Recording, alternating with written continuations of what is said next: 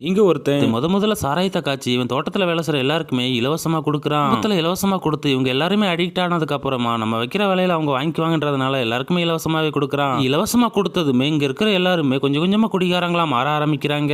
இந்த குடியால எல்லார் வீட்லயும் சண்டை வர ஆரம்பிக்குது. அதே சமயம் இந்த ஊர்ல குயிலின்ற பொண்ணு ஒரு பெயிண்டரை காதலிச்சு கல்யாணம் பண்ணிக்கிறா.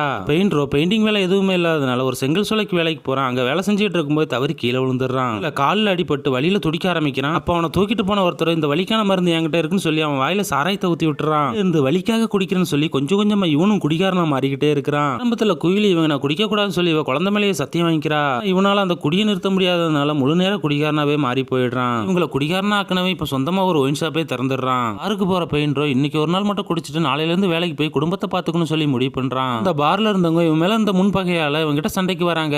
இடையில இவனை கொலை பண்ணி குப்பையில வீசிடுறாங்க.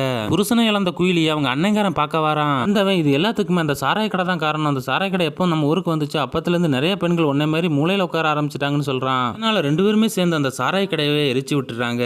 வர சாராய கடைக்காரன் இவன் மேலேயும் இவங்க அண்ணன் மேலேயும் போலீஸ் கேஸ் கொடுத்துறான். அண்ணங்காரன் தப்பி காட்டுக்குள்ள ஓடிடுறான். இவளை மட்டும் போலீஸ் கைது பண்ணிடுறாங்க. ஊர்ல இருக்கிற போராளியோ இவளுக்கு சின்ன குழந்தை இருக்கு, இவளை எப்படியாவது காப்பாற்றணும்னு சொல்லி இவளை ஜாமீன்ல எடுக்கிறாங்க.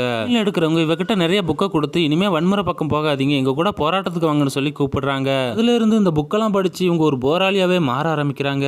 அந்த சாராய கடைக்காரன் இப்போ ஒரு பெரிய சாராய ஃபேக்டரியை நடத்த ஆரம்பிக்கிறான். இவங்களோ பையன் படிச்சு கலெக்டர் ஆனா அந்த ஃபேக்டரியை சீல் பண்ணிடுவான்னு சொல்லி அவனை ஐஏஎஸ்க்கு படிக்க வைக்கிறாங்க. ஐஏஎஸ் படிச்சு பாஸ் ஆனதுனால அந்த ஊருக்கே விருந்து வைக்கிறாங்க. இவங்க பையனும் அந்த சாராய கடைக்காரன் பொண்ணவே காதலிச்சு அவளைவே கல்யாணமும் பண்ணிக்கிறான். பார்த்தவங்க அப்படியே உடஞ்சு போய் மறுபடியும் அந்த சாராய ஃபேக்டரியை எதிர்த்து போராட்டம் நடத்த ஆரம்பிக்கிறாங்க. போராட்டத்துக்கு வர பையன்காரன் இந்த போலீஸ்காரங்களை பார்த்து இதை கிளியர் பண்ணுங்கன்னு சொல்லிட்டு போயிடுறான். அதனால போலீஸ்காரங்களும் அவங்க எல்லாரையுமே கைது பண்ணி கூட்டிட்டு போயிடுறாங்க. அதனால இவங்க ஊர்ல நிறைய பேர் சாராயம் குடிச்சு இறந்து போயிடுறாங்க.